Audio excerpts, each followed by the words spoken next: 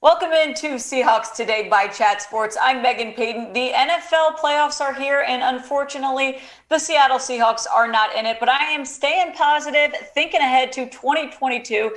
So if you guys are with me and you think Seattle will have a better year next year, go ahead, subscribe to Seahawks Today. We will keep you updated on all of the offseason news. That's youtube.com/Seahawks TV, or click the big red button.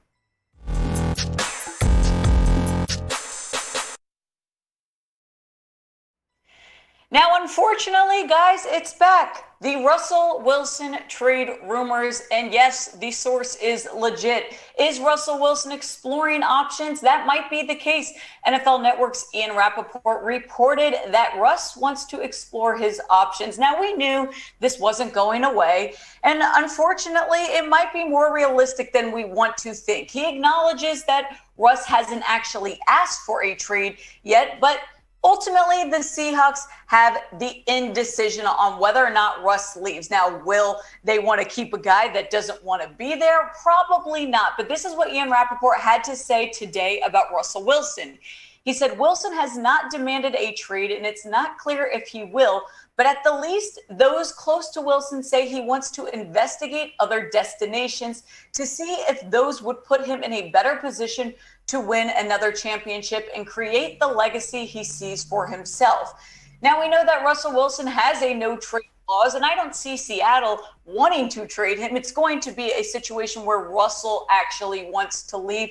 And to be honest, I know that this year didn't go as perfect as you might think, but look at Russell Wilson's last 4 years. You cannot argue that he has been a very dominant quarterback in this league. Yes, there was only a little bit over 3,000 yards this year, but again, he played 14 games. It's not that crazy off from 2020 or 2019 or even 2018, where he only put up 3,400 yards. Now, Russell Wilson, as much as he doesn't have the control in this, I really think that he does, because again, Wilson's not going to stay in an area where he doesn't want to be, and I don't think the Seahawks would want that. Now, last year he mentioned 4 teams that were reported that Russell Wilson would maybe want to go to.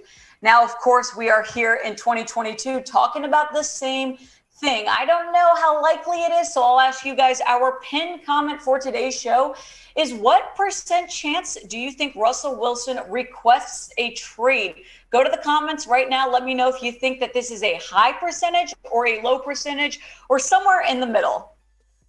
Now, Russell Wilson, again, these last 2 seasons, yes, they were different. 2021, injured, mentally not coming back the same, having to deal with something that he's never dealt with. So yes, you look at these 2 stat comparisons, and are they different? Of course. 25 touchdowns in 2021, 40 touchdowns in 2020. Now, 2 more games were played in 2020, but the QB rating actually is kind of similar, which is interesting. 103.1 in 2021 and 105.1 in 2020.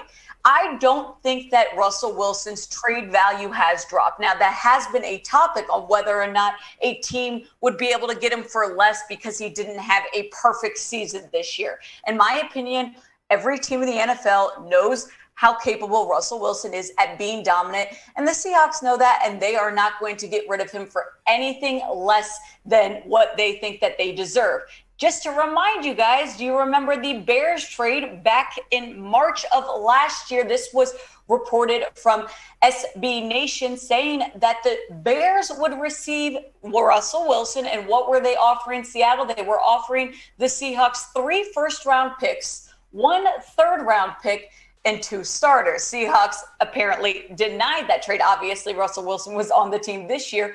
So if that wasn't good enough, what is Seattle going to take? And I don't see it being anything less than this. So you've got to think about it from another team's perspective. 3 first-round picks, that's a lot. That's, you're looking into your future now, and you're banking on Russell Wilson. 2 starters apparently was something that the Bears were going to offer. That still wasn't good enough. So what team is able to do that? There are teams. And so we're going to be ignorant by saying that a team wouldn't do that for Russell Wilson. They absolutely would. And everyone's got a price. You've got to think about it. Seattle, as much as they want to keep Russ, They know if he doesn't want to be here, they are going to try to get as much out of it as they can. Maybe they get 4 first-round picks. I don't know what exactly is the fair trade, so I'll ask you guys, what do you think would be worth it for Seattle to actually give up Russell Wilson? Name me a fair trade in the comments right now. All right, but we are moving on to a guy that pretty much seems like he is good to go. That's Pete Carroll. Of course, we expected this, but they did have their meeting, John Schneider, Pete Carroll, and Jody Allen during the offseason. It's the typical end of the year meeting. Let's discuss the next season. Pete Carroll's good to go. He's staying in Seattle. It's pretty much official. Now, maybe if something happens with Russ, he backs out and says, I'm not up for a rebuild year. I'm out of here. But from Seattle's side of things, they are keeping Pete Carroll. Chris Mortensen, who is a reporter for ESPN, he said, yes, Seahawks coach Pete Carroll and GM John Schneider met Thursday with owner Jody Allen, but a well-placed source said it was the usual end-of-season review, a look ahead, and no job security talk, as we kind of imagined. All systems are go with Carroll, Schneider, and QB Russell Wilson, source said. So that's interesting because as these reports come out about Russell Wilson, we're kind of hearing contradicting things.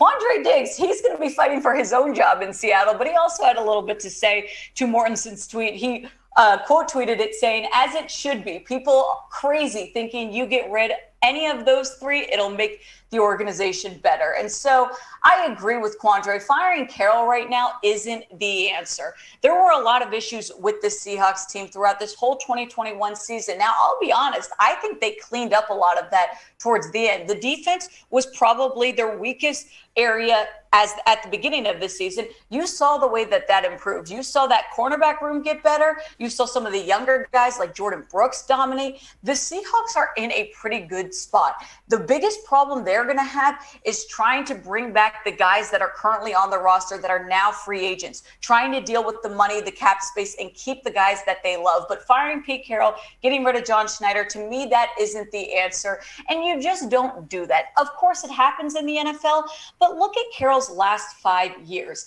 This is his first losing season. Now, is that a good thing? Absolutely not. But look at the last 5 years. They won their division last year, 12-4, 11-5 the year before, 10-6. 2017 was their second worst season in Pete Carroll's career at 9-7. That's the only other year in the last 5 that Pete Carroll has missed the playoffs. As you can see, they did well. And so it's not time to get rid of Pete Carroll yet. It's not time to get rid of John Schneider. And yes, I'd love them to keep Russell Wilson. So my bet is that all 3 of them are staying. I know that these Russell Wilson rumors are coming up. These trade rumors are going to be big. They are going to make the news. But I will put all my money on Russell Wilson ending up in Seattle. Now, I do have something for you guys to put your money on, and that is over at BetUS. I'm betting Russell Wilson, but it's time for you guys to bet on the playoffs. Go to chatsports.com/bet. Use our favorite sportsbook, which is BetUS. And if you use our promo code Seahawks125, you're going to get 125% deposit bonus back. That means you put up $100, turns into $225. You now have $125. Bet on whatever you like. But I'm going to give you my best bet for today. If you're watching this right now before the Steelers and Chiefs game, okay, the Chiefs are favorites at -13. The over-under is set at 46.5. That's a huge favorite for the Chiefs. I do not think that they are going to win by 13. I think the Steelers will have a trouble and have some issues against the Chiefs, but ultimately I think the Steelers are going to cover. So that's my little piece of advice for you guys.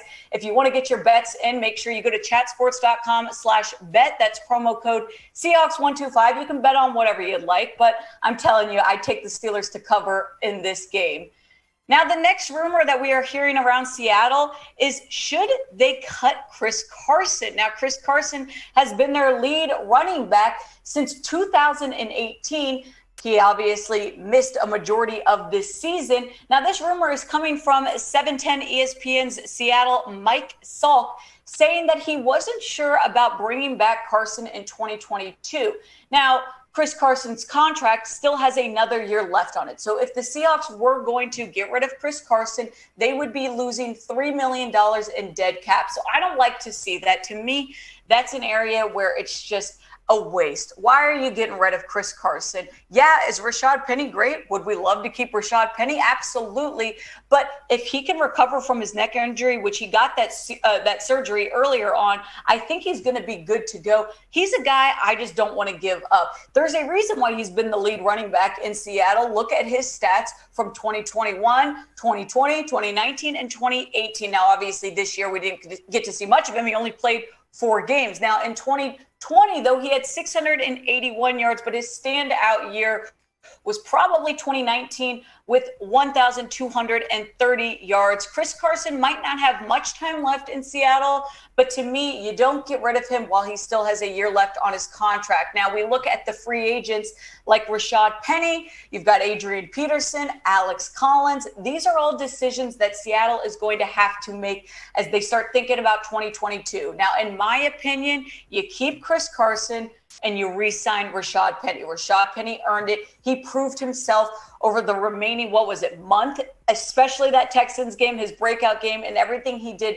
since then. I think you get Rashad Penny back out there. Maybe he's the lead back, but I would keep Chris Carson. Now, I would say the Seahawks could let Alex Collins walk. Now, I know that earlier in the year, I was kind of very much pro Alex Collins. Then, of course, we start seeing Rashad Penny healthy come back out there. He outshines Alex Collins. Alex Collins gets hurt. We stop talking about him. Now, if they could get Collins for cheap, sure, why not? Have him back on there. But that would be the guy I wouldn't be as concerned about. I'd keep Carson. Don't lose the money there. Re-sign Rashad Penny. And sure, go ahead, let Alex Collins walk, because Chris Carson has proved himself for many years in Seattle, showing us why he is a lead running back. Maybe Rashad Penny and him can have a little bit of a battle of who's the top guy. I don't think you cut him, though. So I'll ask you guys, should the Seahawks cut Chris Carson? Remember, they would lose $3 million in dead cap. Go to the comments right now. Type C for cut if you are over Carson, or type K for keep if you're joining me and saying keep Carson for at least one more year.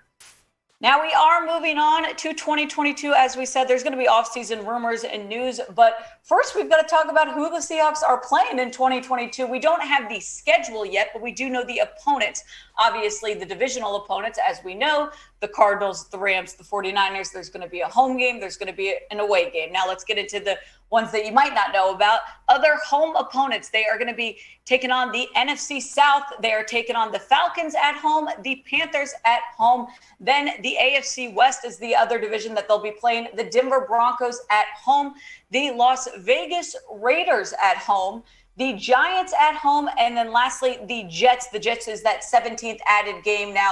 AFC, they got the extra home game last year. This year, it'll be NFC. So Seahawks will have 9 home games and 8 away games. So looking ahead at the road games, they will be going to New Orleans to take on the Saints. They will be taking on the Buccaneers, the Chiefs, the Chargers, and the Lions. Now, you kind of think about, what did these teams do in 2021?